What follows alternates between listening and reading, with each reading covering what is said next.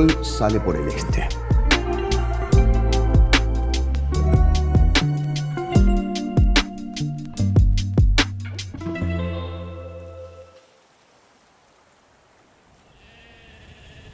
Desde hacía unos días el correntino había tomado la decisión de cazar una oveja. Seguramente ya no le importaba la orden del cabo. Vio al pobre animal que se había apartado de las otras, las que estaban más cerca de la costa, comiendo una de esas matas que crecen, quién sabe cómo. Sacó su faca corta, casera, que afilaba a diario contra las rocas, y se le acercó por detrás con cautela. Debe haber sido el hambre lo que le agudizó la destreza, porque le resultó suficiente un solo puntazo en el cuello para que del animal saliera un chorro de sangre roja y caliente que hizo un charco enorme en el suelo. La oveja cayó, pesada y sin fuerzas, pero igual el loco se le arrojó arriba y la sostuvo firme con sus brazos, como si el pobre animal fuera a escaparse. Cuando se convenció de que estaba muerta, se levantó, sonriente, y se secó la frente ensangrentada con el revés de la mano. ¿Y ahí qué íbamos a hacer? La oveja ya estaba muerta. Trozó al animal con un hacha y lo dividió en cuartos. Uno fue para nosotros, los otros llegaron a buscarlos desde los puestos cercanos. Escondimos la carne dentro de una caja de medicamentos mientras el Oreja y Aguirre iban a buscar un poco de leña que creían haber visto en el granero. Fue allí donde con un fleje suelto del elástico de una cama, el Oreja se hizo un tajo en el borseo. Al principio no lo lamentó, pero después por ese agujero le entraba agua y se quejaba porque se le congelaban los dedos. Volvieron con la base de la cama y la afirmamos bien entre dos rocas para que no se moviera. Por debajo pusimos la poca leña que habían conseguido y agregamos unas ramas secas de un espinillo flaco y sin hojas que daba llama y no largaba humo. Y así prendimos el fuego. Pero el Oreja, a último momento, se arrepintió y dijo que no iba a comer, que el cabo Brites había dado la orden expresa y que no quería meterse en problemas. Y no comió el hijo de puta. Por más que le insistimos, no probó bocado. Se alejó a su pozo de zorro, el que estaba al lado del charco y detrás de la cresta de roca más grande, se tapó con una manta y se quedó ahí sentado, mirando a la nada y tomando a sorbos un mate cocido medio frío. Para cuando el cabo Brites volvió, todos estábamos comiendo, menos el Oreja.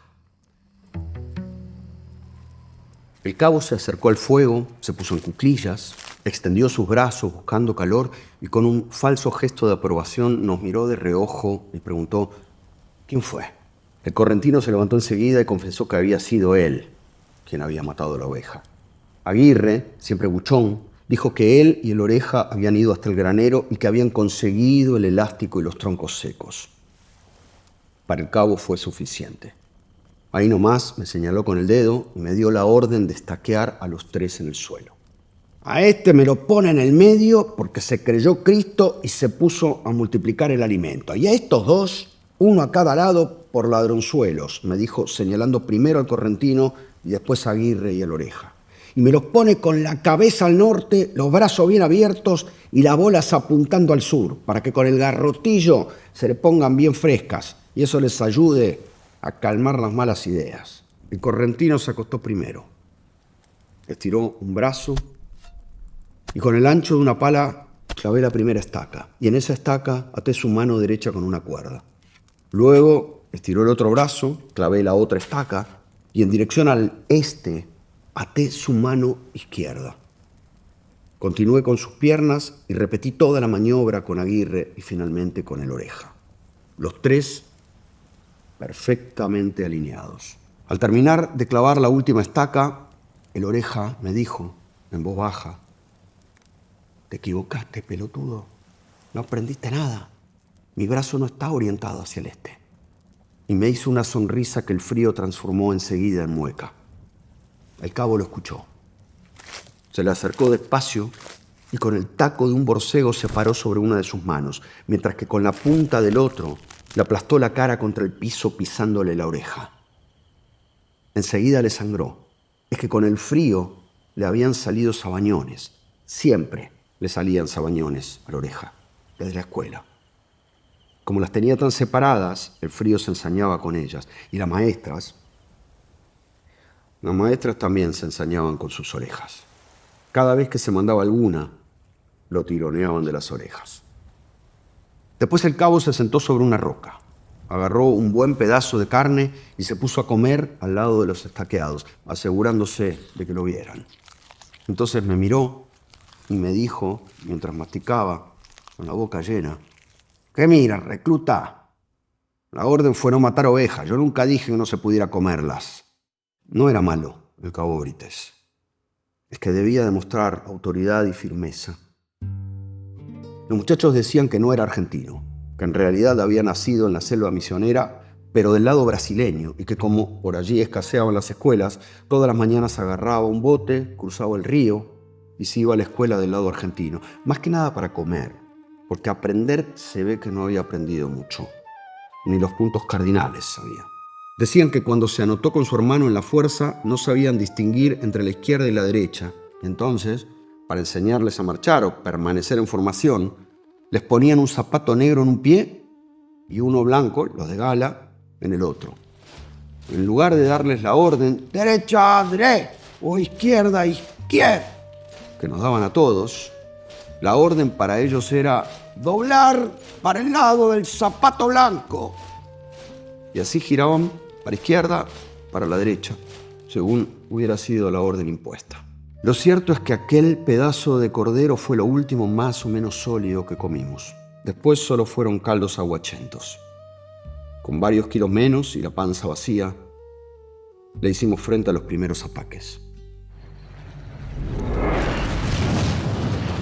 El primer resplandor duró un brevísimo instante y enseguida vino el estruendo. Creí que la oreja había logrado cubrirse cuando cayó detrás de la roca. Desde mi posición alcancé a ver su imagen nítida, las nubes y el cielo gris reflejados en el movimiento agitado del charco. Inmediatamente se recostó boca arriba, aunque una de sus piernas quedó en una extraña posición, casi de costado, y con una parte de la bota hundida en el charco. Yo había sentido el repiqueteo de piedras y de gotones espesos de barro y turba, pero no sentí dolor y le resté importancia. Luego sobrevino un nuevo resplandor, luego otro, y enseguida otro más. Cuando lanzaron las bengalas, se desató el infierno. Los proyectiles barrieron como 200 metros de ancho, estallaban en la altura y las esquirlas arrollaban todo lo que tocaban. Entonces muchos se desbandaron. Fue esa visión fugaz de su borcego hundido en el charco, embarrado, sucio, raspado de tanto chocar con el pedregullo y con el tajo que lo cruzaba de lado, lo que me trajo el recuerdo.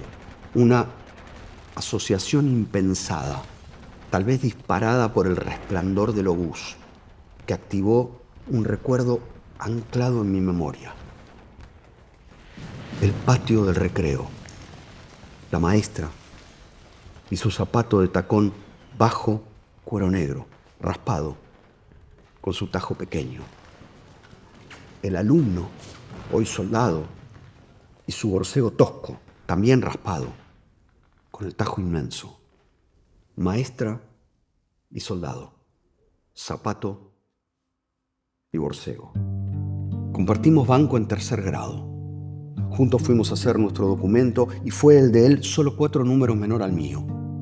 Juntos fuimos con el Fiat 128 del padre a sacar el registro. Juntos escuchamos el sorteo. Juntos sacamos los dos arriba del 800. Infantería, dijimos al unísono esa mañana, mientras escuchábamos la radio en el auto del viejo. Le habíamos pedido al padre si nos dejaba lavarlo y el tipo nos miró extrañado por el ofrecimiento sin pensar que lo hacíamos para escuchar el sorteo y con la esperanza de sacar número bajo. Juntos fuimos a la revisación médica. Juntos nos presentamos al alistamiento. Su apellido era Frascarelli y en la escuela le decíamos Rulo, pero en la Colima nos raparon y pasó a ser el Oreja. Es que al estar pelado las orejas más se le separaban de la cabeza. Por alguna extraña razón queríamos a la señorita Olga, la maestra algo gritona de tercer grado. No era mala la señorita Olga, es que debía demostrar autoridad y firmeza.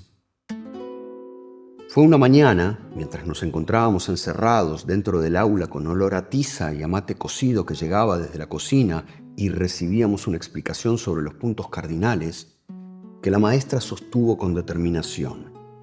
El sol sale por el oeste. Y todos aceptamos esa verdad, como una más de las tantas verdades que impartían las maestras. Solo el Oreja, como un rayo, saltó de su asiento. No, señorita, el sol sale por el este. Yo confié en él. Sabía que cada martes esperaba los fascículos que le traía el padre cuando salía de trabajar. Durante un buen rato las calles del pueblo se atestaban de autos y motos y hambretas que, puntuales y a las 4, salían al anuncio de la sirena del astillero. Para cuando el Oreja llegaba de la escuela, el padre ya lo estaba esperando con mate cocido y el fascículo arriba de la mesa. Y él los devoraba. Pasaba horas explicándome la rotación y la traslación de la Tierra y por qué bendita razón, que aún me cuesta comprender, la luna permanece siempre con un lado oscuro y oculto. Él me ayudaba con esas tareas, yo lo ayudaba con las letras. Fue inútil que la Oreja insistiera. La maestra no era de tener paciencia. Se acercó a su banco, lo agarró de una oreja, la estiró suavemente y le dijo en voz baja al oído: «Mira, Frascarelli, si yo te digo que el sol sale por el oeste, el sol sale por el oeste. ¿Entendiste?» Él guardó silencio y con la oreja enrojecida soportó alguna risa ajena. Al tocar la campana, en formación salimos al recreo. Los varones corríamos en un lado, las chicas jugaban al elástico en el otro, divididos por una imaginaria e infranqueable línea limítrofe que partía en mitades exactas el patio del colegio. Las maestras conversaban animadamente. La señorita Olga tomaba del brazo a una de sus compañeras, apoyaba su cabeza sobre su hombro y levantaba una de sus piernas hacia atrás mientras reía. Sus zapatos de tacón bajo, el cuero negro gastado, el tajo pequeño. Al finalizar el recreo, con el sonar de la primera campanada, permanecimos inmóviles en nuestro sitio, asumiendo ridículas poses. Es que si la primera campanada te sorprendía corriendo, uno debía quedar con una de las piernas levantadas, intentando un equilibrio incierto. Así debía quedar la escena, fotográficamente expuesta, ejerciendo una rebeldía infantil y pequeña, como si hubiéramos recibido un gélido toque de mancha congelada. Las maestras sabían perfectamente que detrás del apego estricto a la norma preestablecida se encontraba en realidad solapada una soberana irrespetuosidad infantil hacia ese precepto absurdo e impuesto. Ya con la segunda campanada, caminamos, en orden y en silencio, hacia un prefijado sector del patio. Allí nos formamos de menor a mayor y tomando distancia con el brazo extendido por sobre el compañero que se encontraba delante, 2 baldosas de por medio. Con la tercera campanada iniciamos la marcha hacia el salón. Delante de mí, siempre la Oreja. Al regresar al aula, la maestra Olga apenas fue que dijo: «Chicos, les quería decir que en la hora anterior cometí un error. El sol sale por el este». «Muy bien, Frascarelli. Sigamos con la clase». Y a decir verdad, fue escaso su reconocimiento. El borcego tosco y raspado, su tajo inmenso, los zapatos de tacón bajo, el cuero negro, raspado, su tajo pequeño. Y este recuerdo. Cuando por fin pude acercarme a su posición, el Oreja tenía los ojos abiertos. Lanzaba bocanadas buscando aire para llenar sus pulmones. Apresurados con el correntino lo cargamos en el elástico de cama donde habíamos asado aquel cuarto de cordero. Los ingleses se acercaban y recordé lo que los muchachos contaban que hacían los gurkas con las orejas de los caídos. No podíamos dejarlo. Y así nos replegamos hacia el puerto. Varias esquirlas de obús le habían aguijoneado la espalda.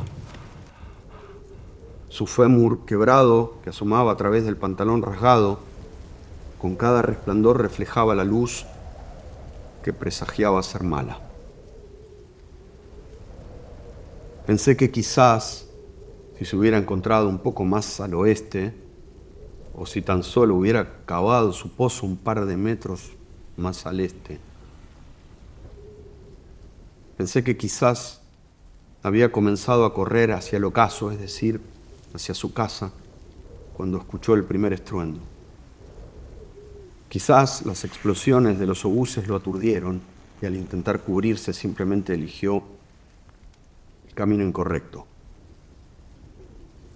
Quizás fue porque en el suelo esponjoso de turba y barro de Wireless Ridge no podían verse con nitidez las baldosas flojas del patio del recreo.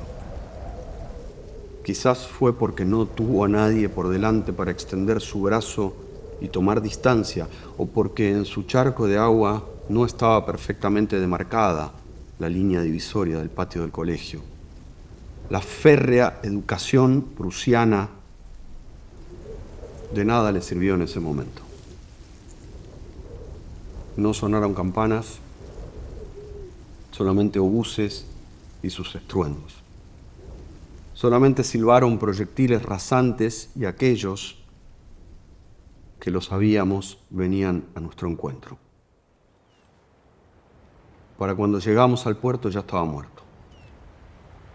Amanecía. Corrían las horas de fines de guerra. Sus orejas habían perdido el color. Aún tenía sus ojos abiertos. La mirada perdida, como la que tenemos los que aún estamos vivos, cuando ya no esperamos nada. Entre las nubes, un señorial rayo del sol se filtró desde el este y le iluminó la cara. Con una de mis manos, tan llagada, cerré sus ojos. Apoyé la otra, tan ineficaz, sobre su hombro, intentando descongelarlo del más gélido toque de la mancha congelada más eterna.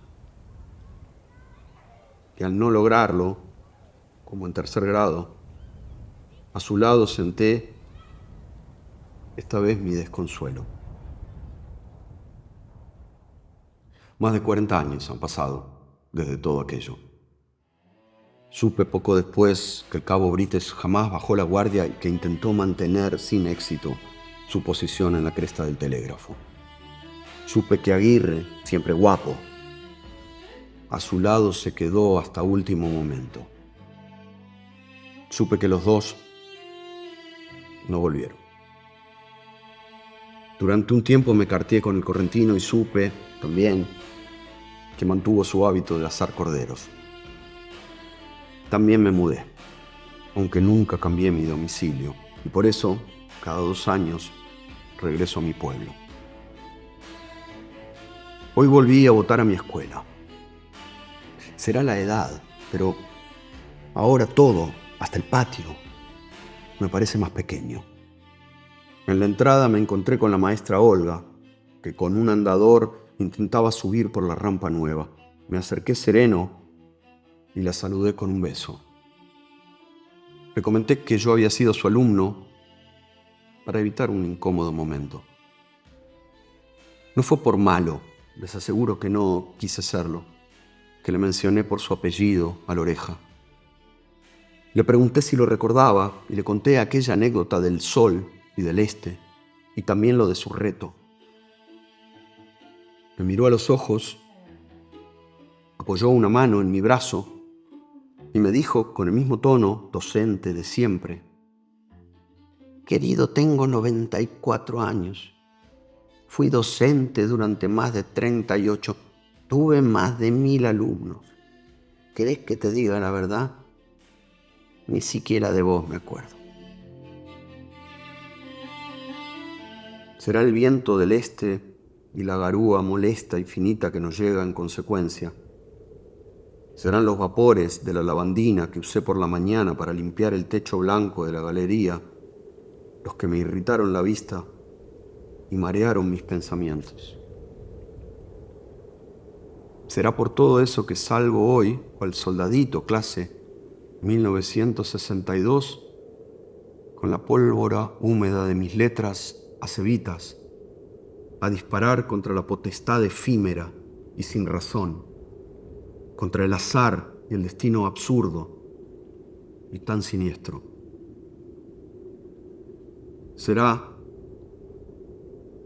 que una vez más, hoy, intento cobijar del escarnio a mi amiguito de tercer grado C de la escuela Bernardino Rivadavia, el Oreja Frascarelli.